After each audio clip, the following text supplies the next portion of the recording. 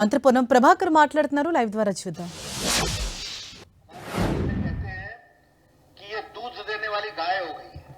ప్రధానమైన ముగ్గురు భారతీయ జనతా పార్టీ నాయకులు నరేంద్ర మోడీ గారు ప్రధానమంత్రిగా, హోంశాఖ మంత్రిగా అమిత్ షా, ఆనాటి భారతీయ జనతా పార్టీ అధ్యక్షుడు నడ్డా గారు తెలంగాణ రాష్ట్ర పర్యటనలో కాళేశ్వరం ఏటీఎంగా మారిందని చెప్పినారు.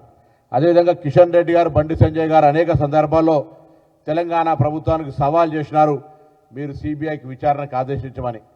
వాళ్ళు కూడా ప్రత్యక్షంగా అనేక సందర్భాల్లో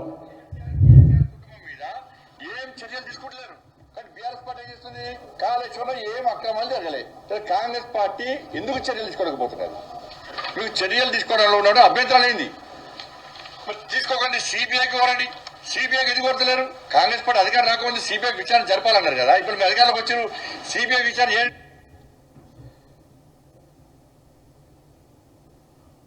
బీఆర్ఎస్ ప్రభుత్వ హయాంలో జరిగినటువంటి అతిపెద్ద స్కామ్ ఈ యొక్క కాళేశ్వరం ప్రాజెక్టు. దీనిపైన సిబిఐ దర్యాప్తుకు అంగీకారమా లేదా? కేంద్రానికి ఉత్తరం రాస్తారా లేదా?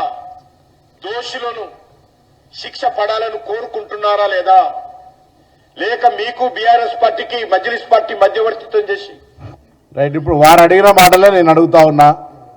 మీ డిమాండ్ మేరకు మేమేదో బీఆర్ఎస్ పార్టీ అవినీతిని కాపాడే ప్రయత్నం చేస్తున్నామని చెప్పినటువంటి మాట ప్రకారంగా శాసనసభ వేదికగా చర్చ చేసి ఆ కాళేశ్వరం ప్రాజెక్టుకు సంబంధించినటువంటి అంత పూర్తి స్థాయి విచారణకు సిబిఐకి శాసనసభ వేదికగా ముఖ్యమంత్రి గారు ప్రకటించి లేఖ రాసినారు.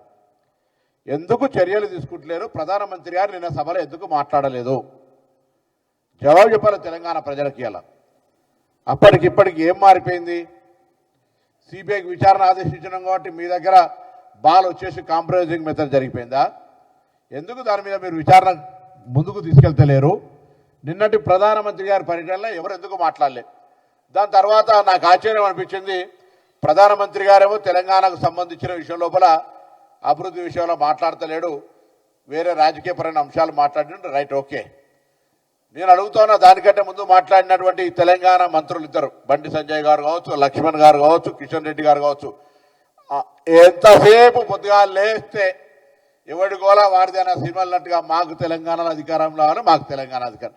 అరే మీరు తెలంగాణకు ఏం చేసిరో చెప్పి కొట్లాడు. రే 12 ఏళ్లలా తెలంగాణ ప్రజలకు కేంద్రం నుంచి ఏం తీసుకొచ్చిరో చెప్పి కొట్లాడు. ఒకసారి వివక్షపూరితంగా, కక్షపూరితంగా, కుట్రపూరితంగా తెలంగాణ ప్రజలను అవమానపరిచే విధంగా తెలంగాణ ఏర్పాటును అనేక సందర్భాల్లో లోక్సభ వేదికగా క్రిటిసైజ్ చేసిన మీకు ఇక్కడ ఓటు అడిగే నైతిక హక్కు ఉందా? ప్రజలు మొన్నటికి మొన్న జూబ్లీహిల్స్ ఉప ఎన్నికల్లో 3వ స్థానం ఇచ్చి సాక్షాత్తు కేంద్ర మంత్రి ప్రాతినిధ్యం వహించిన సికింద్రాబాద్ పార్లమెంట్